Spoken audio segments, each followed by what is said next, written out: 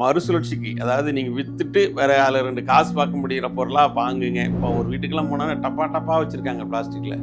மெட்டல்ஸ்லாம் வாங்கி வச்சோம் அப்படின்னா நமக்கு பின்னால் நம்ம வர சந்ததிகளுக்கு அது ஒரு அசட்டாக கிரியேட் ஆகும். அதே நேரத்தில் ஒரு சில வீடுகள்லாம் பார்த்தீங்கன்னா செருப்புகள் டஜன் கணக்கில் வச்சுருப்பாங்க.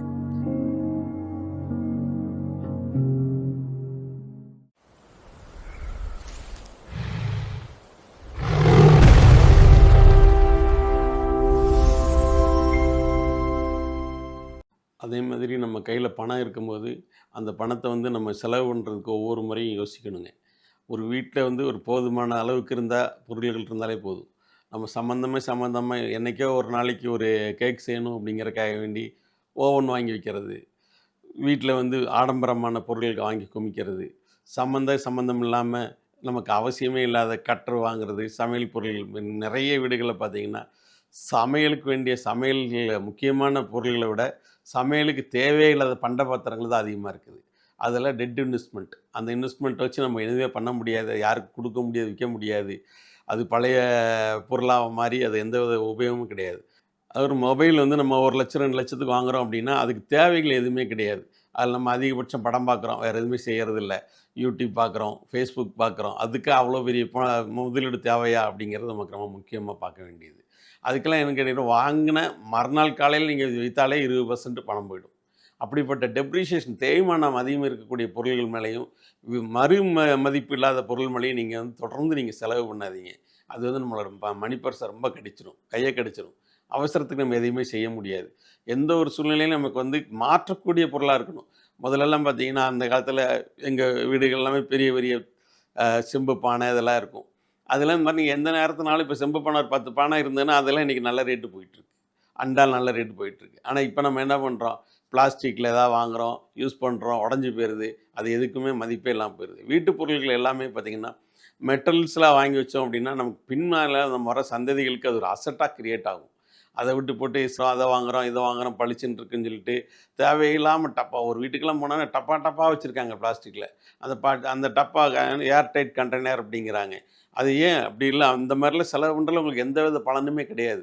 அது நான் மிஞ்சி போனால் ஒரு வருஷம் உபயோகப்படுத்திட்டு நல்லது நீங்கள் வெளியே தான் தூக்கி போட போகிறீங்க. அதே இது ஸ்டெயின்லெஸ் ஸ்டீல்லையோ இல்லை பித்தளை அண்டா இந்த மாதிரி விஷயங்களே வீட்டில் வாங்கி வச்சிங்கன்னா அதுக்கு விலை ஏறிக்கிட்டே போயிட்டே இருக்குது.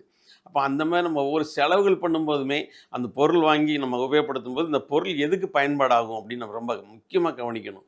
ஒரு சிலர்லாம் பார்த்திங்கன்னா வண்டி எடுக்கும்போது குழந்தை அழுகிறாங்க, பையன் கெஞ்சிரான்னு சொல்லிட்டு 3,25,000 வண்டி எடுத்து கொடுக்குறோம். 3,00,000 4,00,000த்துக்கு வண்டி எடுத்து கொடுக்குறோம்.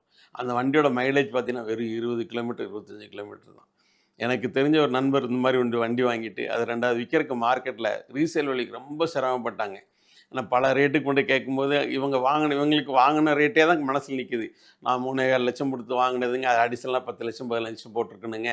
பட் அது எந்த யூஸும் இல்லை, இப்போ என்னால் விற்க முடியல அப்படின்ட்டு விற்பனை கடைக்கு கொண்டு போனோம்னா, இல்லைங்க 2003 மாடலுங்க, அவ்வளோதாங்க, இதுக்கு 1,80,000 தான் போகும், 2 லட்சம் தான் போகும் அப்படின்னு சொல்லிட்டு அந்த பொருளை உதாசீனப்படுத்துகிற மாதிரி விலை கேட்குறாங்க.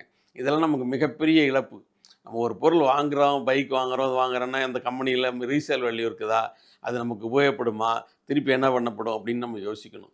அதே நேரத்தில் ஒரு சில வீடுகள்லாம் பார்த்திங்கன்னா செருப்புகள் டஜன் கணக்கில் வச்சுருப்பாங்க. அவ்வளோ செருப்புகள் தேவைப்படுமா அப்படின்னா, ஒரு மனிதருக்கு ஆத்திர அவசரத்துக்கு 2 செருப்பு தேவைப்படும். ஆனால் ஒரு சில வீடுகள்லாம் செருப்புக்குனே தனியாக ரேக் வச்சுட்டு பண்ணிடுறாங்க.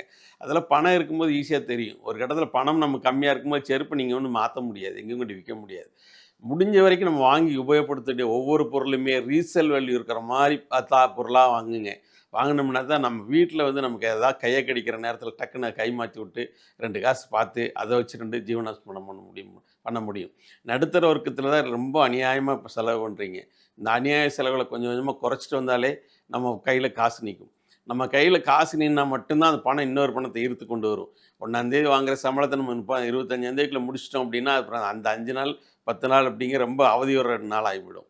அப்போ அதுக்குண்டான நம்மள நடுத்தர வர்க்கத்தினர்லாம் பார்த்திங்கன்னா ஒவ்வொரு செலவுகளும் வாங்கும்போது செலவுகளும் செய்யும்போது அந்த செலவுகள் அவசியமா அப்படிங்கிற ஒரு முறைக்கு 100 முறை நம்ம சிந்தித்து நம்ம செயல்பட்டோம்னா இந்த மாதிரி பிரச்சனைகளே வராது. அதனால் அடுத்தடுத்து நீங்கள் உங்களோட பொருள்கள் வீட்டில் ஏதாவது வாங்கினீங்கன்னா மறுசுழற்சிக்கு, அதாவது நீங்கள் விற்றுட்டு வேறு அதில் 2 காசு பார்க்க முடிகிற பொருளாக வாங்குங்க, வச்சுருங்க, சந்தோஷமாக அனுபவிங்க.